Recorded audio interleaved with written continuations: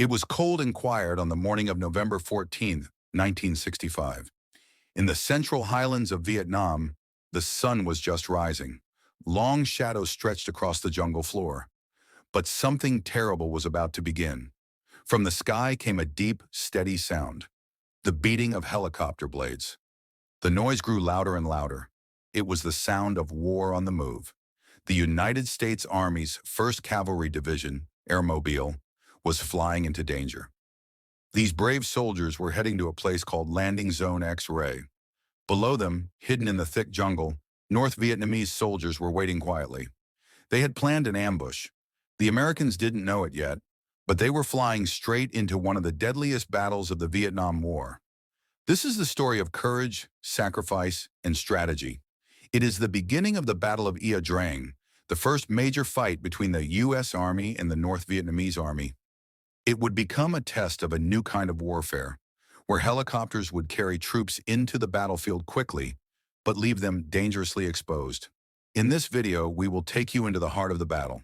We'll follow the commanders, the soldiers, and the moment-by-moment decisions that changed history.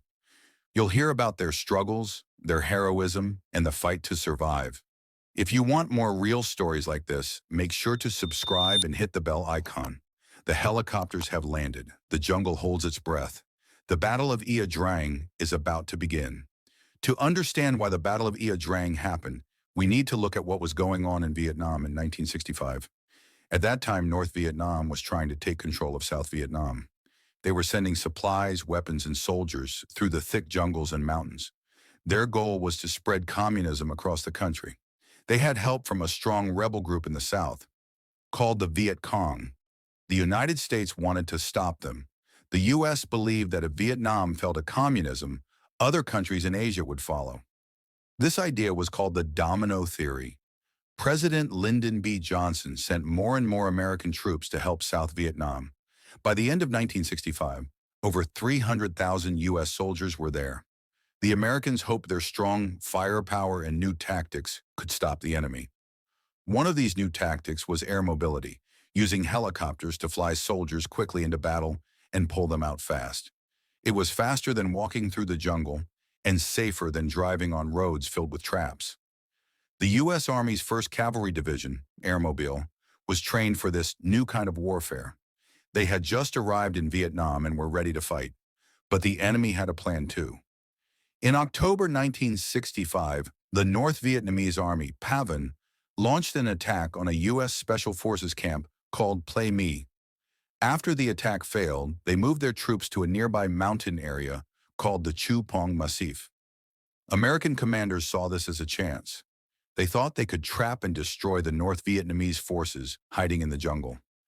That's when a smart and brave officer, Lieutenant Colonel Hal Moore, was given a mission: lead his men deep into the Central Highlands, find the enemy, and attack. Moore carefully picked a landing spot at the edge of the Pong Mountains. It was called Landing Zone X-Ray. What he didn't know was that over 1,600 enemy soldiers were already there, waiting. The stage was set. 2 armies, 2 strategies, and 1 deadly battlefield. On the morning of November 14, 1965, the mission began. Lieutenant Colonel Hal Moore and his men of the 1st Battalion, 7th Cavalry Regiment climbed into helicopters. They were about to be dropped into a dangerous area near the Pong Mountains, right into the heart of enemy territory. The landing zone, called LZX-Ray, was a small clearing surrounded by thick jungle. It looked quiet from above, but no one knew what was hiding in the trees. Because the air was thin in the highlands, each helicopter could carry only about 5 soldiers. Moore had over 400 men, but only 24 helicopters. That meant it would take several trips to bring everyone in. The first group to land would be alone for at least 30 minutes, a risky move into enemy territory. At 10:48 a.m., Moore landed with the first wave of troops. They quickly set up a basic defense and sent out small patrols to scout the area. One of these patrols captured a North Vietnamese soldier. He revealed that many enemy troops were nearby, more than anyone had expected. Soon after, things turned violent. Captain Herrick's Bravo Company began searching near a dry creek bed. They were moving in formation when they were suddenly hit with heavy enemy fire. Gunshots came from both sides. Soldiers were pinned down, and chaos broke out. Lieutenant Herrick, eager to fight, chased after the enemy with part of his unit. But they went too far and became cut off from the rest of the company. The battle had truly begun. Moore quickly realized this was no small skirmish. His men were walking straight into a well-planned ambush. The enemy was already in place, dug in and ready to fight. With one platoon trapped and more enemy troops arriving, Moore had to act fast. He changed his plans on the spot, and the real test of his leadership was just beginning. As the shooting grew louder and the jungle echoed with gunfire, Colonel Hal Moore knew he had to act fast. His men were under attack from a much larger force than expected. One platoon from Bravo Company, led by Lieutenant Herrick, was surrounded and cut off deep in the trees. The rest of Bravo was also taking heavy fire. The enemy was everywhere, hiding in the jungle, firing from close range and trying to break the American line. Moore made a bold decision. Instead of waiting for the full battalion to land, he ordered Alpha Company, led by Captain Nadal, to move up and support Bravo. At the same time, Charlie Company was brought in as backup to protect the flanks and plug any gaps. It was a risky move, but Moore had no choice. He couldn't leave Herrick's men behind. Back at the landing zone, more helicopters arrived under fire, bringing in the rest of the companies. Enemy bullets tore through the trees as soldiers jumped out of the choppers and scrambled into position. The battle was heating up fast. By early afternoon, the Americans were surrounded on three sides. They were outnumbered, but they had artillery and air support. Moore called in artillery fire from a base called Falcon, just northeast of LZX-Ray. Explosions shook the ground as shells landed all around the jungle. Still, the enemy kept coming. Then came one of the bravest actions of the day. Lieutenant Walter Marm, a young officer from Alpha Company, saw his men pinned down by a North Vietnamese machine gun. It was killing American soldiers and stopping any advance. Without waiting, Marm grabbed a rocket launcher, ran 30 meters across open ground under fire, and took out the machine gun nest with grenades and rifle fire even after he was wounded. His courage helped save his platoon and earned him the Medal of Honor. But the rescue mission for Herrick's cut-off platoon had to be delayed. The enemy was too strong. Moore requested more troops, more firepower, and prepared to hold the line through the night. He had fewer men than planned. He had walked straight into a hornet's nest, but he was holding on and he wasn't backing down. As the sun began to set on November 14, 1965, the battlefield at LZX-Ray fell into an uneasy quiet. Smoke hung in the air. The sound of gunfire faded, replaced by the distant echoes of helicopters and artillery.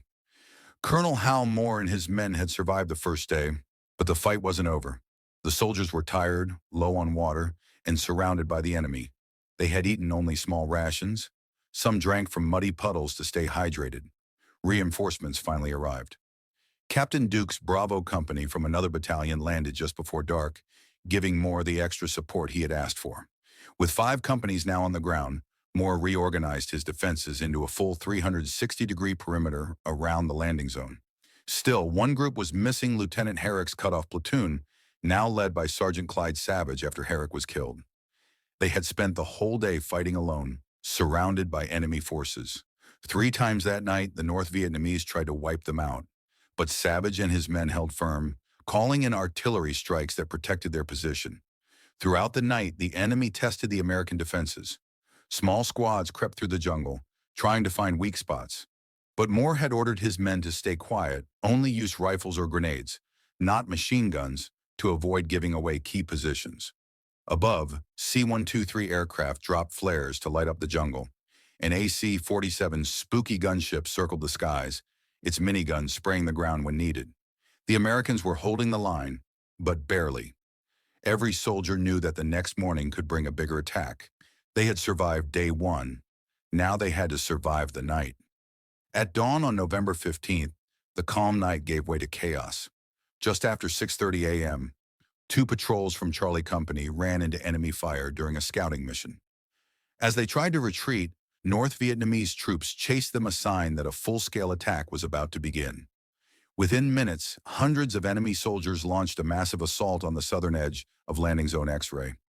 The American lines were hit hard. Alpha and Charlie companies took the brunt of the attack, fighting in close combat, sometimes just meters apart from the enemy. Colonel Moore could feel the pressure mounting, but he was careful. He didn't want to use his last reserve too soon. Instead, he allowed Captain Nadal to send a single platoon to help. Even that small group faced heavy fire while moving and suffered losses before reaching the front line. The enemy tried again and again to break through, but the Americans didn't give up. One soldier, Specialist Willard Parrish, became a hero that morning. Manning an M60 machine gun, he held off wave after wave of attackers. When he ran out of bullets, he used his .45 pistol to keep fighting. After the battle, over 100 enemy bodies were found near his position. His bravery helped save his entire unit. Elsewhere, Delta Company and the Recon Platoon were called in to hold the northeast side. They rushed to plug the gaps and stop the enemy from surrounding the Americans completely. By 7:15 a.m., the battle had spread across the whole landing zone. Colonel Moore's men were outnumbered, but they held strong.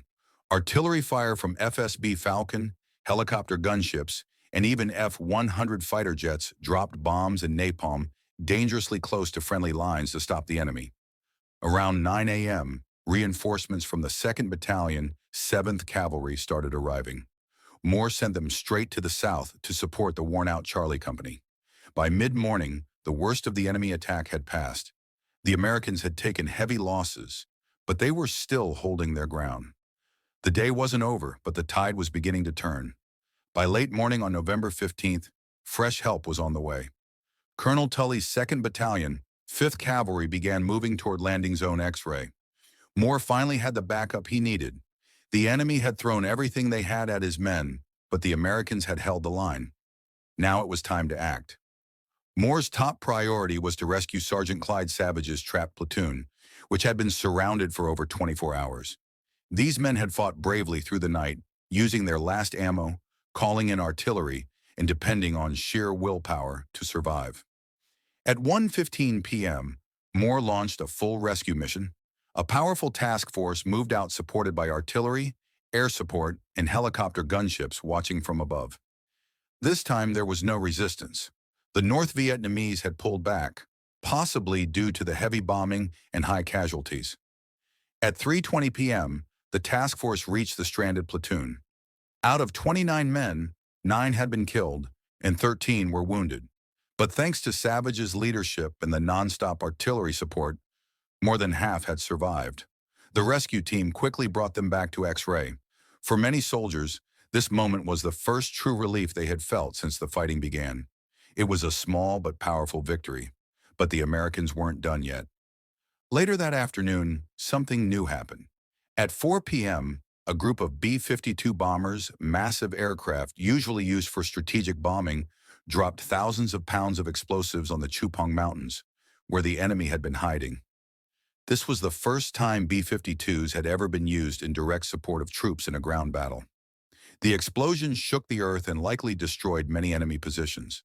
As the sun set, Moore's soldiers prepared for another night, but now with reinforcements, strong defenses, and hope. They had survived 2 brutal days, but the battle was not yet over. Before sunrise on November 16th, the jungle was quiet, too quiet. Suddenly, just after 4 a.m., movement was spotted near Bravo Company's position. Then enemy whistles pierced the air. It was the signal for the final North Vietnamese attack on landing zone X-ray. Around 300 enemy soldiers charged from the southeast. American troops opened fire. Artillery shells exploded all around the jungle. The first wave was stopped, but the enemy wasn't done. 2 more attacks followed, hitting Dirk's company from different angles. Again, the Americans held firm. Then at 6:55 a.m., Colonel Moore gave the order for a mad minute, a sudden, full-force burst of fire in every direction.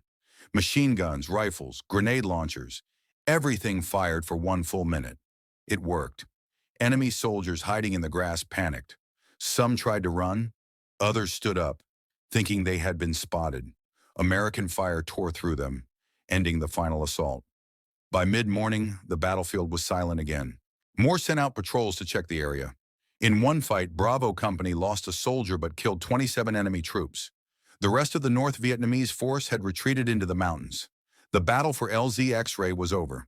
By 3 p.m., most of Moore's worn-out troops were flown out to a safer base. They had been in nonstop combat for 3 full days. The American forces had survived against overwhelming odds. They had killed hundreds of enemy soldiers, but the cost was high. Many brave men had lost their lives. The battle had ended at X-Ray, but just miles away, another nightmare was about to begin at a place called Landing Zone Albany. The battle at Landing Zone X-Ray was the first major clash between the U.S. Army and the North Vietnamese Army. It proved that the enemy was well-trained, highly organized, and ready to fight to the death. Colonel Hal Moore's leadership, along with the bravery of every soldier in the 1st Battalion, helped turn a near disaster into a hard-fought stand. They had landed surrounded, outnumbered, and under fire, but they held their ground for 3 long days. Over 230 American soldiers were killed or wounded. The enemy lost. Many more estimates say over 1,000 North Vietnamese were killed. But this wasn't just about numbers. The battle showed both sides what the war would really be like: long, bloody, and brutal. It also showed that helicopters could change how battles were fought, but they came with great risk. After the last troops left X-Ray, the men hoped the worst was over. But just a few miles away, another group of American soldiers was walking into a new danger, a place called Landing Zone Albany. They didn't know it yet, but LZ Albany would become one of the deadliest single-day battles of the Vietnam War. The Battle of Ia Drang was not finished. It was only halfway through. If you want to hear what happened next, make sure to subscribe and hit the bell icon. You won't want to miss Part 2, LZ Albany. Thanks for watching.